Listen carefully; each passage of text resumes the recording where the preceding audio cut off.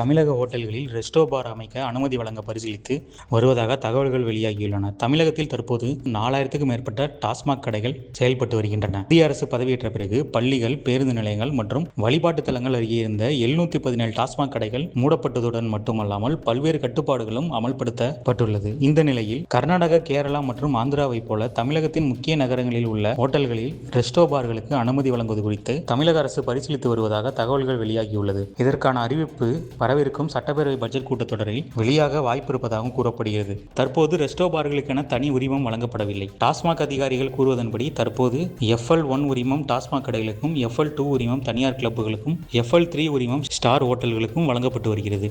சில கிளப்புகள் அந்த கிளப்புகளின் உறுப்பினர்களுக்கு மட்டுமே மதுபானம் வழங்க அனுமதி பெற்றிருந்தாலும் பொதுமக்களும் உணவுடன் சேர்த்து மதுபானம் வழங்கப்படுவதாக புகார்கள் எழுந்துள்ளன. இதனால் அரசுக்கு வருவாய் இழப்பு ஏற்படுவதாக கூறப்படுகிறது. இதனை ஒழுங்குபடுத்தும் வகையில் ரெஸ்டோ பார்களுக்கென தனி உரிமம் அறிமுகப்படுத்த அரசு திட்டமிட்டு வருவதாக தகவல்கள் தெரிவிக்கின்றன. அதன்படி புதிய FLB உரிமத்தின் கீழ் ரெஸ்டோ பார்கள் செயல்பட அனுமதி வழங்கப்படலாம். சென்னை உள்ளிட்ட பகுதிகளில் கிளப்புகளுக்கான ஆண்டு உரிம கட்டணம் ஏற்கனவே உயர்த்தப்பட்டுள்ள நிலையில் புதிய ரெஸ்டோ பார் உரிமத்திற்கும் தனி கட்டணம் நிர்ணயிக்கப்பட வாய்ப்பு அதிகமாக இருப்பதாகவும் கூறப்படுகிறது. அதே நேரத்தில் டாஸ்மாக் கடைகளுடன் இணைந்துள்ள பார்களின் எண்ணிக்கையை படிப்படியாக குறைத்து அதற்கு பதிலாக உரிமம் பெற்ற ரெஸ்டோ பார்களை ஊக்குவிக்கும் திட்டத்தையும் அரசு பரிசீலித்து வருவதாக தகவல்கள் தெரிவிக்கின்றன. ஆக மொத்தத்தில் போதையில்லா தமிழகம் விரைவில் உருவாகும். புதிய ஆட்சி மாற்றத்தால் தமிழகம் விரைவில் போதையில்லா சமுதாயமாக உருவாகும் என்று கனவு கண்ட தாய்மார்களுக்கு இந்த ரெஸ்டோ பார் அமைக்க தமிழக அரசு பரிசீலித்து வரும் தகவல் பேரிடியாக அமைய மதுப்பிரியர்களுக்கோ இந்த தகவல் இரட்டிப்பு உற்சாகத்தை கொடுத்துள்ளது என்றே கூறலாம்.